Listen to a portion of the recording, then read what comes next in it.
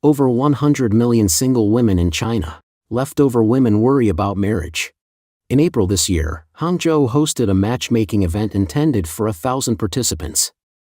However, while hundreds of women attended, only a handful of men showed up. Some men were so taken aback by the low number of male attendees that they left immediately. The single women arrived dressed to impress, only to find very few men present. Why did this unusual scenario occur? It turns out that the organizers had set up the registration so that women could sign up for free, while men had to pay a fee ranging from 100 to 200 yuan, around $14 to $28. The rationale behind this decision is unclear. Typically, many matchmaking events in large cities allow men free entry and charge women, due to the higher number of single women compared to men. Even at events where men attend for free, their turnout tends to be low, let alone when a fee is charged. This event reflects a broader societal issue in China, where women who are well-educated and high-earning yet remain unmarried past the age of 27 are often labeled as leftover women. This label highlights societal expectations for women to marry young, regardless of their professional achievements. Women who pursue higher education and graduate from programs such as PhDs around the age of 28, or even those with a master's degree who remain unmarried a few years after graduation, can face this stigmatizing label. This situation creates a challenging landscape for older women in the marriage market, particularly as men in their 30s often prefer younger partners, leaving older women with fewer options. The phenomenon is widespread across major cities like Beijing, Shanghai, Shenzhen, and Guangzhou, where the number of single older women is nearing or has exceeded 800,000 and continues to rise. Several factors contribute to this trend. In more expensive cities, men who have not achieved financial stability may feel pressured to return to their hometowns, where marrying and settling down is more feasible. Meanwhile, successful men in these cities, who may earn salaries ranging from 40,000 to 50,000 yuan, $5,600 to $7,000, and own significant assets, usually do not consider settling down until after the age of 35. They often prioritize younger, more attractive partners, which exacerbates the difficulty for accomplished older women to find suitable matches. This challenging environment has left many older women with high standards for partners, believing they deserve someone exceptional. However, their unwillingness to compromise on these standards often leads them to dismiss potential matches over minor issues, thereby perpetuating their status as leftover women. Ms. Lee from Nanning exemplifies this situation. Despite being an attractive, financially independent businesswoman from a wealthy family, she remains unmarried at nearly 40. She dated several attractive men in her younger years but was not ready to settle down then. Despite acknowledging that she is not as young as she once was, she remains firm in her preference for handsome partners. Her ongoing search involves numerous blind dates, over 10 in the last 6 months alone, yet she continues to look for Mr. Right. This sentiment is echoed by an older woman who, in a video posted by Strange News Encyclopedia on the platform X on August 9, declared herself a high-quality leftover woman with significant financial assets, up to 3 million yuan in savings, nearly $419,352. She stated her preference for men in their 20s or 50s to avoid the competition and the pretentiousness and pickiness found in men in their 30s and 40s. Amid China's economic downturn, the reluctance to marry is prevalent among singles. Data from the National Bureau of Statistics show that there are nearly 240 million single people in China, with over 100 million being women. Xiao Zhang, a 30-year-old netizen, expressed her anxieties about being unmarried in a Douyin video, highlighting societal pressures and her desire to find a genuine connection. Society often portrays older unmarried women as facing a miserable future. However, Xi'an, now 41 and single without children, embraces a different perspective, believing that being single can be as fulfilling as being married.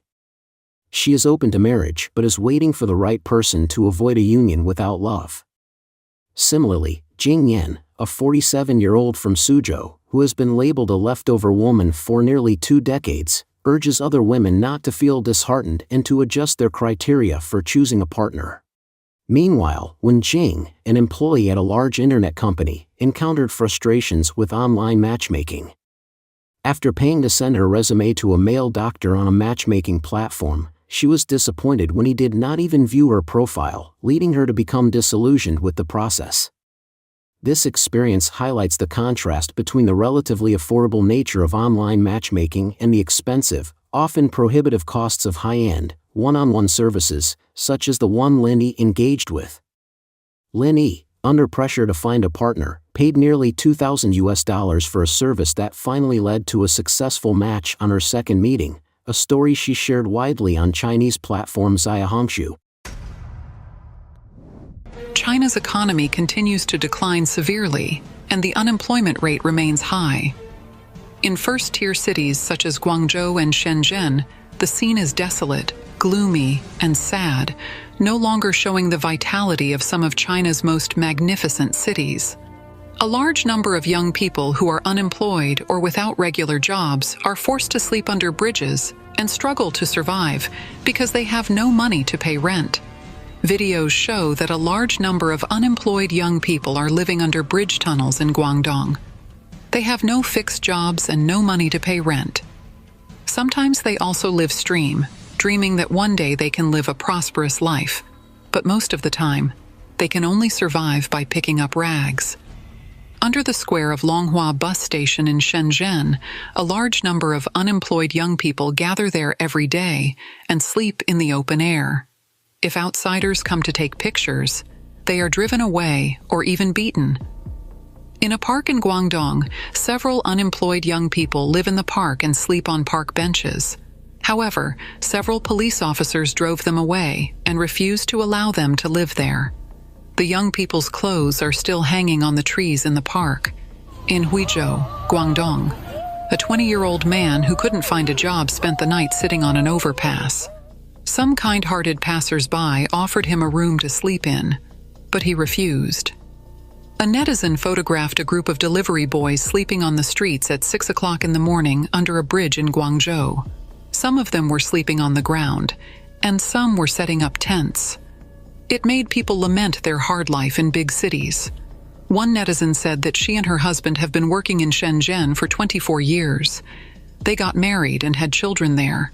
Recently, they both lost their jobs. Many relatives and friends persuaded them to go back to their hometown.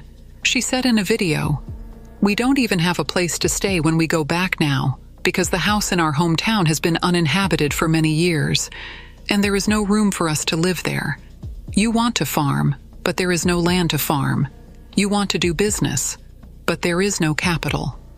Another netizen said that she has been working in Shenzhen for nearly 10 years, but still has nothing. No car, no house. She said in a video, "I have been unemployed for 6 months. I will be 30 years old next month. Now I have no savings, no car, and no house. I came to Shenzhen in 2014. I was young and found a relatively easy clerical job, and then I worked until October last year. During this period, I changed companies, but I was always doing clerical work until I lost my job last year and couldn't find another one. It has been 6 months since October 9th last year, so for a girl like me who has no education and no skills, where is the way out?" In Dongguan, Guangdong, where China's processing industry is well developed, due to a serious lack of orders and insufficient working hours, many companies no longer recruit formal employees, but instead use temporary workers so that they do not have to pay 5 insurances and 1 fund for employees. The salary is even as low as 9 yuan per hour, while the minimum wage stipulated by Guangdong, Zhejiang, Jiangsu, and other provinces is 22 yuan per hour. A video circulating online shows a group of young people from Guizhou queuing up for a job in Dongguan. An agent shouted to the people in line, 9 yuan an hour, and the onlookers looked at him sideways. 9 yuan? 9 yuan an hour. If you can't accept it, take your luggage and leave. Jingjing, 29, has been unemployed for 6 months.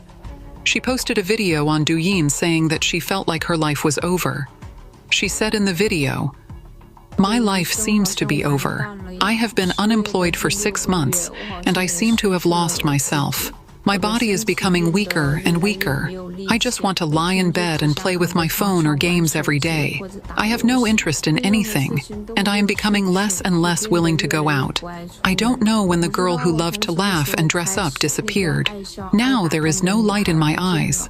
I haven't opened the cosmetics on this table for a long time. I don't know when I last put on makeup.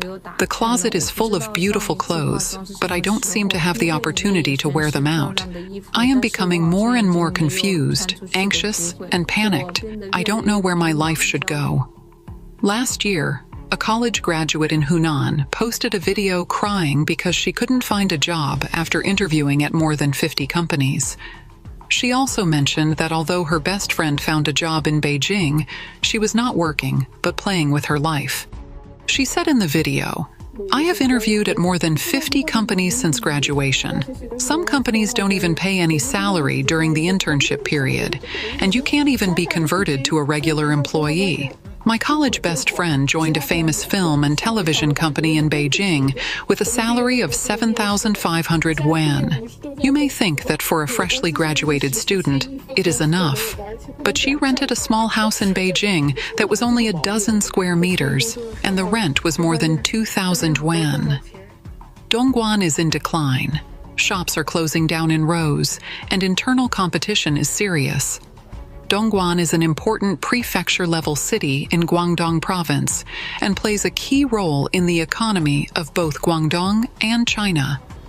However, as China's economy continues to weaken, internal competition in Dongguan has become so intense that technicians lament how difficult it is to make money. Chang'an Town in Dongguan, once filled with factories, now sees rows of shops closing down, and merchants are struggling. Inside and outside the industrial park in Gaobu Town, Dongguan, people are rarely seen. Chongqing technicians, Guangdong is too competitive, and they can't stay in Dongguan for a week. Dongguan is a world-renowned manufacturing center, especially famous for industries like electronics, footwear, and furniture. It was once called the world's factory, attracting significant foreign and domestic investment. But how is Dongguan today?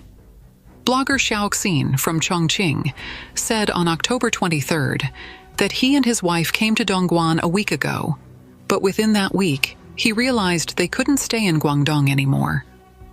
They packed their luggage that day and returned to Chongqing at night. He said, "The biggest feeling I had when I came to Guangdong this time was that it was too hard to make money. I visited Dongguan and found it was extremely difficult and competitive. I found that not only were we facing technical competition, but many processing companies were not making any profit, and other industries were also fiercely competitive. This morning, 23rd, when I went out for breakfast, I saw a roadside barber shop charging only 10 yuan, RMB, for a haircut. The owner had to pay rent and labor. How could they make any money?" He sighed. "After all the twists and turns, I was the one who suffered the most, and nobody made any money." Businesses in important towns in Dongguan have been ruined. Guangdong Dongguan blogger Jun Bao filmed a video in Chang'an Town, one of the most important towns in Dongguan, to document its current decline. He said the shops in Chang'an Town were once very popular and in high demand. There were factories everywhere, at least hundreds, and rental housing nearby. Chang'an Town's GDP used to rank first in Dongguan City, and its geographical location was relatively advantageous. However, now look at the shops in Chang'an Town. Rows and rows of shops have closed down. Almost all the clothing shops have shut their doors. There used to be a big stage in the town that was lively every night, with people dancing. Now it's so desolate, it's become a parking lot. It's so hard to do business now. There used to be a row of milk tea shops in the town, and every weekend there was a large flow of people. Over the past 2 years, businesses have been ruined. The shops are all closed, and no one cares. Dongguan is really in a pitiful state. Jun Bao said that only a few shops are still open, and it's estimated that the rent, water, and electricity bills aren't even covered for a day. they're definitely losing money every day. He visited a street in Chang'an town, capturing many people with his camera. He said, "They're all unemployed, just sitting and playing with their mobile phones. The shops on the street are deserted, and no one is going in to shop. It's really miserable." All fast food restaurants in Dongguan can't hold on. The blogger Sanpao Life Record, who works in Dongguan, recently said that all fast food restaurants in Dongguan have closed down. He said, "We workers don't go to fast food restaurants anymore. Fast food restaurants are basically all closed down.